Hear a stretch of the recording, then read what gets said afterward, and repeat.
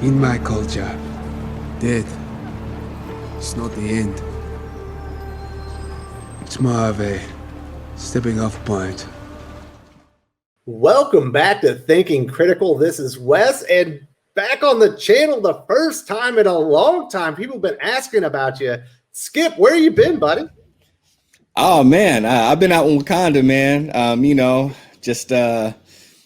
Just trying to live it up. I had to go and hiding for a little bit. You know what I mean? Go get my tech up, and we'll be talking a little bit more about Wakanda through this video. But I am very happy to be peeking my head out, recording live from Wakanda right now. Don't tell anybody, but I'm happy that I could be back on Thinking Critical with my main man Wes. Very excited. Very excited. I'm excited you're back. I know the viewers are going to be excited. They've been asking about you. I was like, he's coming back. I don't know. You know, you're still working on your work schedule and stuff like that. And then we're going to bring Geeks back on online, in the very near future. But today we're going to talk about Comixology and I believe the Marvel Unlimited app. You can get free single issues of basically all the Black Panther comics. Yes. Due to the untimely death of Chadwick Boseman, obviously the star of Black Panther. I think it's a great idea. It's a cool character. It's a good way to celebrate his legacy as far as Marvel Comics. And today we are going to discuss your recommendations. You're a big fan of the Black Panther character. I got a couple of recommendations myself, but we're mostly going to throw it to you. But before we get into all those details, Skip, I do want to say, if this is your first time visiting the channel or you've been coming around but you haven't made the leap and you love comic books, there is not a better place for you than right here on Thinking Critical YouTube. Hit the bell for notifications, subscribe to the channel, give us a thumbs up if you like this content. If you want more Skip on the channel, give us a thumbs down if you want me to kick him to the curb. Not likely to happen, but I will take it under consideration. Either way, definitely give us feedback in the comment section if this is the kind of content you want. Now, Skip, like we said, we are going to be talking about Black Panther. We recorded a Black Panther video about 6 or 7 months ago that was kind of like a backup video, because I was supposed to be going on vacation. I was going to be releasing them. Obviously, I'm not going on vacation. We're still in lockdown here in the Philippines. So that video is also going to go up on Thursday, where we talk about some other stuff. But today we're talking about comic book recommendations for Black Panther. They're free on Comixology. Where's the go-to? Where should people start first? I will say not to start necessarily with which one I feel like is the best run, but I'm thinking about people that are newer, even people that are established. So many people obviously had seen the movie. Chadwick Boseman's performance was amazing. Of course, Michael B. Jordan, the whole cast did an amazing job. So many people have the movie, which made over $1.5 billion, I believe, last time I checked. Most people have the movie as their frame of reference.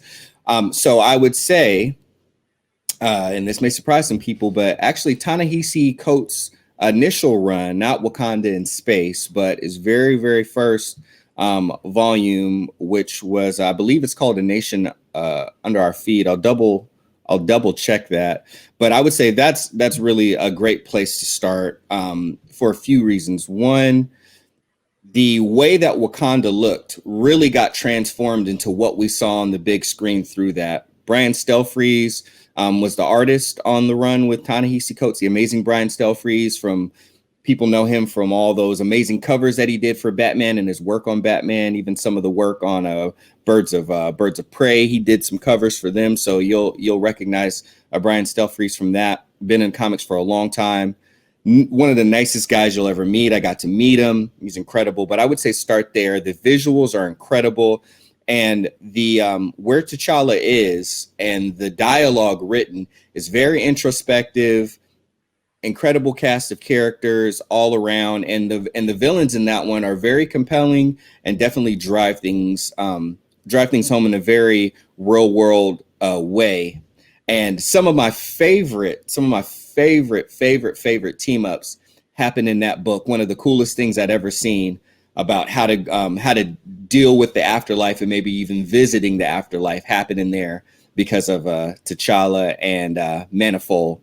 So I would definitely say that's a good run for people that are new, people that have definitely seen the movie, enjoyed what they saw, and want to go even deeper with some. But Wes, that's mine. What would be one of your recommendations? Well, me personally, I'm going to go a little bit off the beaten path. This is absolutely the first appearance of the Black Panther. I'm not sure if this one's free on Comixology. Probably is, but it's actually Fantastic Four number 52, first appearance of Black Panther, introduction from, I believe it's the great Stan Lee and the legend himself, Jack Kirby, are the creative pair on that one. So that is actually the first appearance. It's in Fantastic Four. Obviously, this isn't the origin really of Black Panther. They really dig into the character, but it's the first time you get to see him. It's cool. It's Jack Kirby drawing Black Panther. Probably the Mount Rushmore comics. You're getting two of the creators and the two men that actually created the character. I think that's a great place to start. Plus, you're getting to see really comic book history. Really, the first Black superhero in any major comic book. So it was a big turning point as far as the history of comic books, and it's definitely something that if you haven't checked it out, you got to go check it out. It's great. I would definitely second that, and just seeing Jack King Kirby's illustration, the first form of Black Panther, and all of his awesome action poses, and you could tell he really looked at panthers and different things out in the wild to like really hone that in. So I think that's a great recommendation. I double checked that Ta-Nehisi Coates run Volume 1 is called A Nation Under Our Feet. So Volume 1, check that out. If I was going with the next one, of course, it's going to be one that so many people know of. I think personally the best run of Black Panther from a writing perspective, and that was Christopher Priest's run of Black Panther. You can read it from beginning to end. It's incredible. It was so good that they also used a chunk of that in the film as the basis.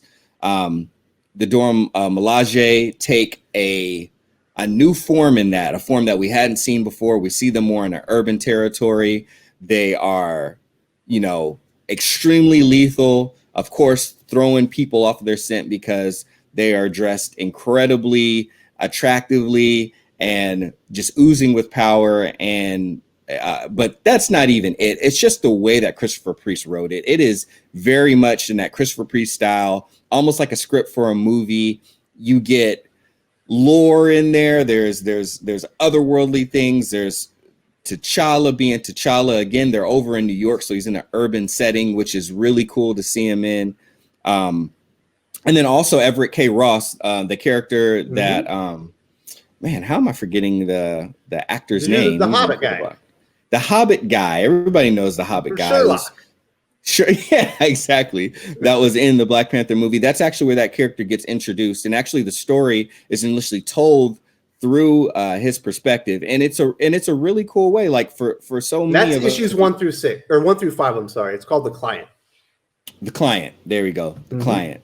And it's cool because we're outsiders, from Wakanda. It's a fictional place. Most of us don't know much about it, and we get to experience a piece of Wakanda in our world through those eyes of an outsider. So just so smart, Christopher Priest, to take that perspective to write. I think anybody who enjoys comics, who enjoys a really good story, you can't miss with that one. And the art, who I can't believe I'm forgetting the artist for that run, but the art has an incredible mood on it. And I would say people would really, really enjoy it. And it is very early 2000s, so you're going to catch some of that vibe too. Yeah, the artists on that first 1 through 5, the Client story is Mark Teixeira and Vince Evans, but it also leads right into maybe the best Black Panther story ever. It's called Enemy of the State, and on that one, the artist is Joe Jusko, and that's a really cool story. It leads right into it where like Black Panther's kind of an enemy of America. They're kind of going to war, and it's really in that Christopher Priest run is like 3 of the 5 or 6 best Black Panther stories you're ever going to read. The Client, Enemy of the State, and the other one is the introduction of actually Killmonger, or I think it's the introduction. It's definitely the Killmonger's rage story, and that happens later in the run. That's actually issues 16 through 20. Yeah, and, more of the Killmonger that we know from today. He was much more of the modernized Killmonger in that run. Yeah, so he really knocked it out of the park. You're talking like quintessential. If you think about the visuals of the Black Panther movie, and that's what interests you, you're absolutely right. You need to go to that Ta-Nehisi Coates, that first run with Stelfreeze, where they kind of really flesh that out and build up this the visual in what Wakanda looks like in your mind if you saw the movie. But if you want to see where the character came from, you got to go to Christopher Priest's run, because that's where all that inspiration and that origin of where that character and the way that he's fleshed out that way. Because they certainly took what Stan Lee and Jack Kirby created, but they added everything to it. Christopher Priest, specifically. Yep. Now, my recommendation is also going to involve Killmonger, not specifically a Black Panther comic, but this one is definitely available for free on Comixology. It's Brian Edward Hill, one of the better modern creators, one of my favorite talents, teaming up with Juan Ferreira, just a dynamite artist. He's got like a really throwback vibe to like the 60s and 70s era kind of vintage looking comics. And they did the Killmonger series, what I thought was one of the 5 best comic stories of all of 2019. I think it started in 2018, ended in 2019. Just amazing. Brian Hill always talks about how he's influenced by Michael Mann and specifically Heat. You can see that right there in the story. There's this amazing spot where Killmonger is on this like assassin team. They like raid a nightclub, and it just feels like it's straight out of the movie Heat. It's awesome. The visuals are amazing. Now, Killmonger is not the good guy. It is his story. It's how he goes from kind of being, an outcast to being a supervillain by the end of it, and his motivations behind it. Brian Edward Hill just knocks it out of the park. You can tell he had a great appreciation for Eric Killmonger from the movie, and he was able to do this kind of like prelude to it. It's dynamite. Dynamite. Absolutely. Backing you up on that one. All right, so I'm going to go to one that is not one of my favorite runs, and although one of people, comic fans' most favorite relationships, I'd probably say on the Marvel side of things happen, and that's going to be Reggie Hudlin's run. Of course, Reggie Hudlin, what some people may forget is that while working over at BET, he brought the Black Panther animated series over there, which again had an amazing cast. Like Jimon Hansu was on there, who a lot of people would probably know as Korath the Pursuer in the Guardians of the Galaxy movies and stuff like that. Also in Captain Marvel movie as well. But he was on there. He was the voice of Black Panther. But that animated series is a run. So Reggie Hudlin produced that. And he didn't direct it, but he produced that. So while I'm plugging that, I'm plugging his comic book run as well. T'Challa and Storm get married in there. Now I'll be honest, that was issues 6 or 18 through 25 is when that story comes up on his 18 run. through 25. Yeah, and I think his run also got interrupted by Civil War. I think it's by Civil War. That's right. Yeah. Mm-hmm. I ended up snagging those books as well. But my personal favorite thing was actually really how Reggie Hudlin took it in a bunch of different directions. He brought in the crew with even had Blade in it. So it's T'Challa, Blade, Luke Cage, and I feel like I'm forgetting someone else that they had brought in there too. What would you say? Storm, right?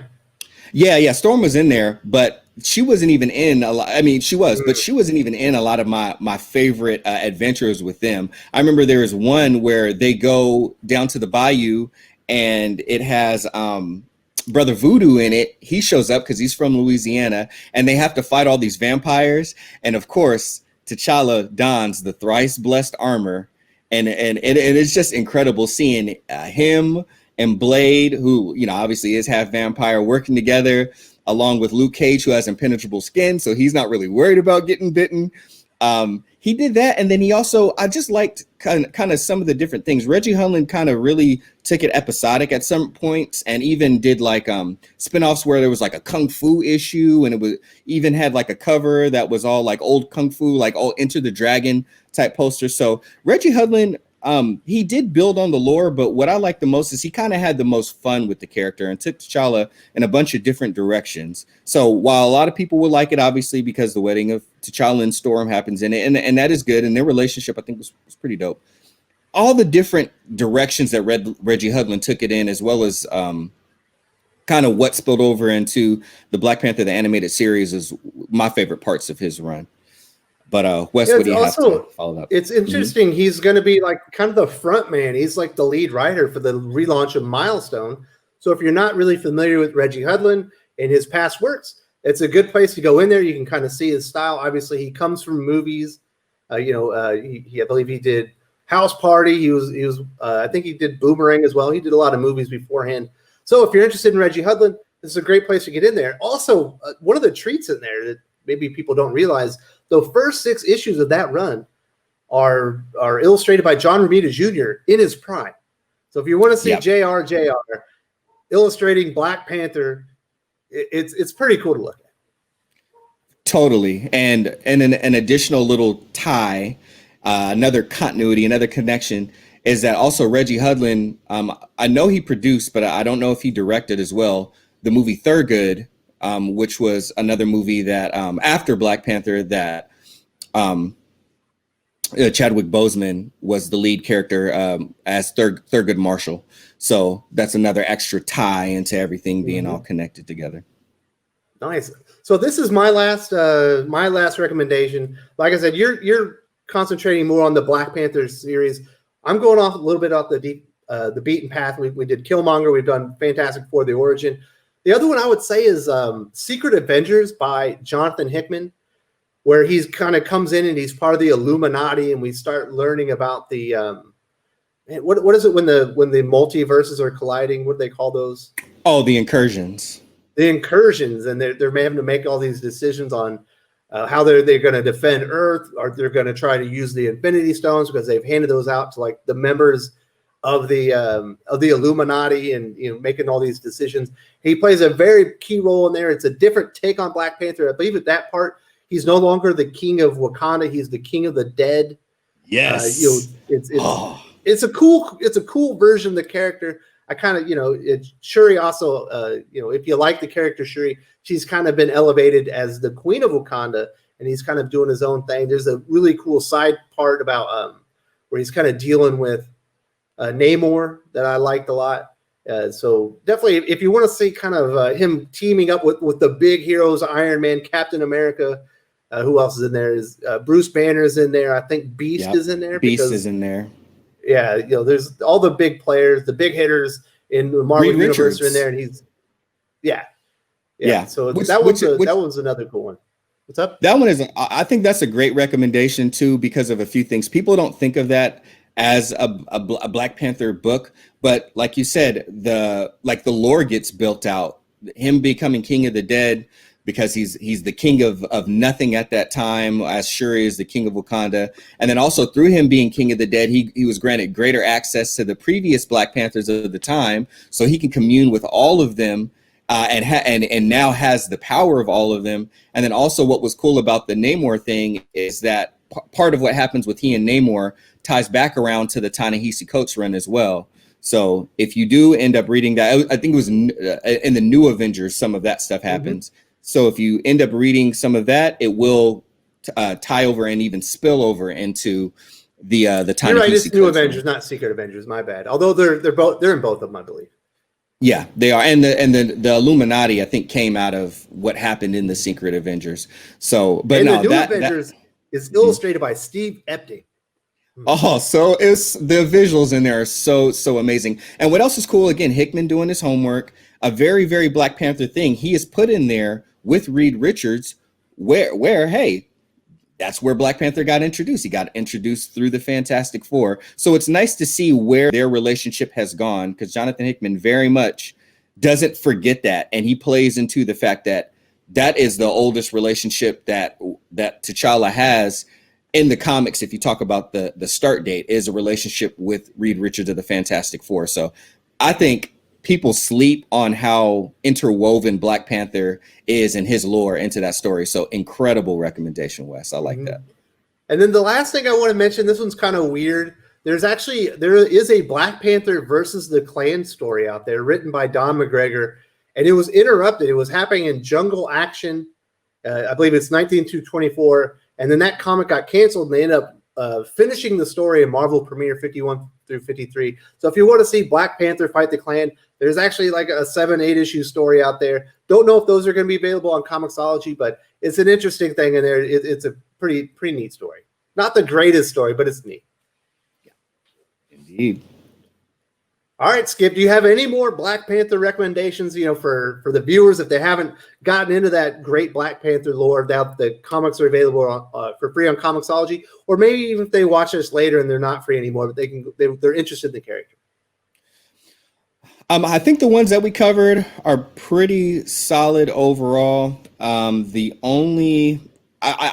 one thing I think I can't point to enough, because I feel like it's slept on and a lot of people forgot about it, and it was so incredible, is the Black Panther animated series that was on BET that Reggie Hudlin did. You can find it some episodes on YouTube, and it's incredible.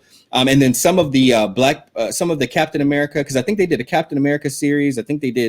I know they did a Black Panther series, and I don't know if they did a second one where they were together, but the Flags of Our Fathers storyline that I know Reggie Hudlin wrote some of as well, that was with T'Challa and Captain America together. I think those will be really cool for all the people who really appreciate Cap and T'Challa's relationship, because that is one of my favorite duos and team ups within comics. So check out Flags of Our Fathers.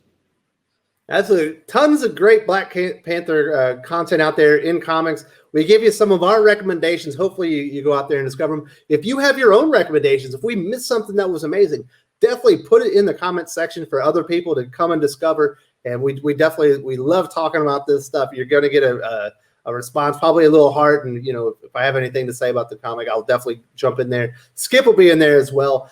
Welcome back to the channel, brother. Like I said, I'm going to finally release that one video we recorded 7-8 months ago. I didn't want to release it right after the news of what happened to Chadwick Boseman. I thought it would be insensitive. But now that there's some time past, we've done this video, and I'll finally release that one now, because I'm not going on that vacation, and it feels like people might want to hear our thoughts on the Black Panther character, which is a little bit different than this recommendation video.